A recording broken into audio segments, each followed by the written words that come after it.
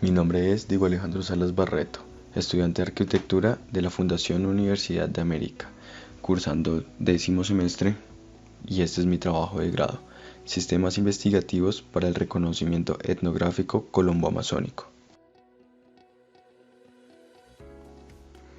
Es un proyecto arquitectónico y cultural dedicado a la investigación y la enseñanza de la etnobotánica, las comunidades indígenas y el manejo que éstas le dan a la naturaleza.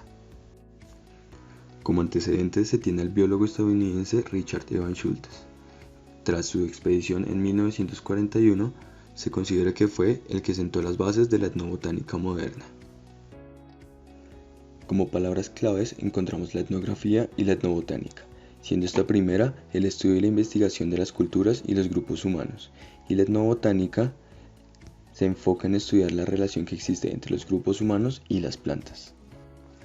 Como teoría se tiene la aventura educativa, intentando recrear las mismas sensaciones que tuvo el botánico Richard Evans Schultes en su primera exploración. Y como concepto se tiene la mimetización, intentando que el proyecto genere el menor impacto posible y molestias al ecosistema. Como problemáticas para estas comunidades indígenas se encuentran tres principales: necesidades básicas, pérdida de identidad y deforestación. Como objetivos se busca solucionar estas problemáticas con un turismo educativo enfocado en la vegetación, siendo los usuarios indígenas, científicos y demás personas del común.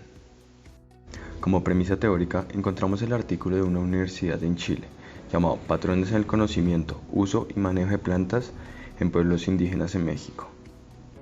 En este nos explican cómo una etnia indígena mexicana, a pesar de ser tan antigua, ya tenían tendencias y patrones para reconocer, utilizar y manipular los recursos biológicos.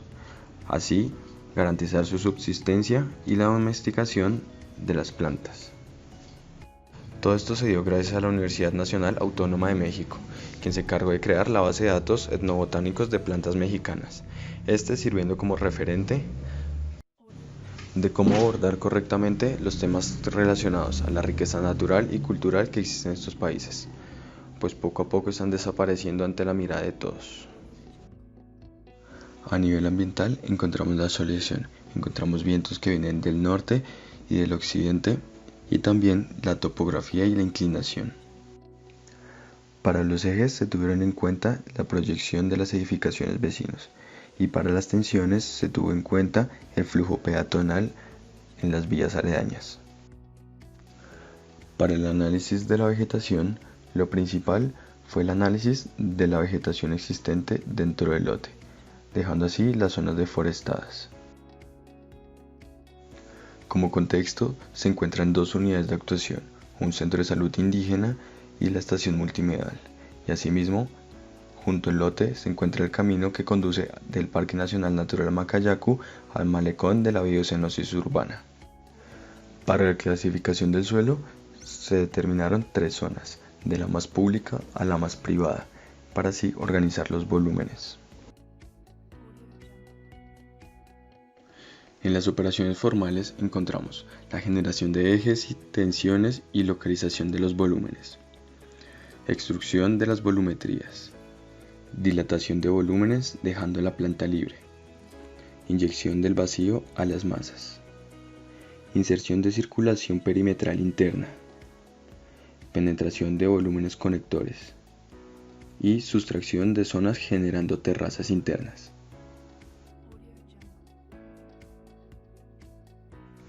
Viendo el organigrama y una zonificación general del proyecto, encontramos una relación clara entre los mismos, donde cada volumen representa uno de los temas importantes y siendo la investigación el conector de todos.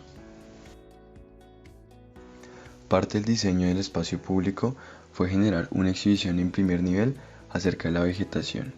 Por ejemplo, exhibición de la vegetación comestible de frutos, verduras y demás. La exhibición de la vegetación con relevancia cultural, exhibición de la vegetación con plantas usadas de fines medicinales, exhibición de la vegetación usada con fines religiosos y la exhibición con relevancia económica.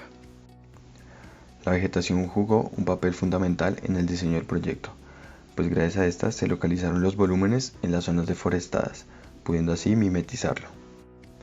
Para los envolventes se usaron las técnicas y los materiales que usan los habitantes locales.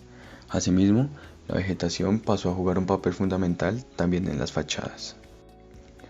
Para la estructura se buscó una mezcla entre los materiales tradicionales, la innovación y la tecnología en las uniones y empalmes de la misma. Detallando la estructura, encontramos que los elementos verticales y horizontales están hechos en madera de capú, que es madera local. Ya los cimientos son una serie de pilotes que evitarán que el edificio se deslice o se pudra en las bases, y la estructura será ramificada y radiada, evocando la selva. Como se puede notar, las circulaciones y las conexiones entre volúmenes se realizan por rampas, siendo así más cómodo para los usuarios, dando una sensación de recorrer y de transición porcentual. Teniendo en cuenta que los cuartos técnicos, bombas y demás equipos técnicos se encuentran en una esquina del proyecto, para cada módulo se plantean un tipo de satélite, donde a través de sus ductos se hará llegar lo que son las redes hidráulicas, sanitarias y eléctricas para los volúmenes.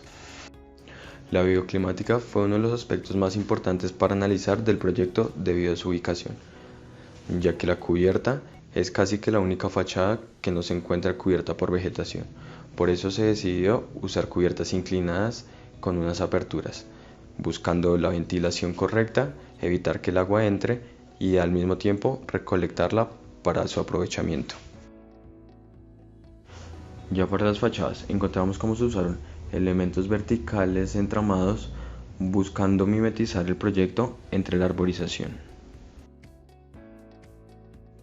Por último, encontramos todas las plantas del proyecto, donde se puede apreciar la circulación y cómo la radialidad se aprovechó al máximo para tener 360 grados de visuales.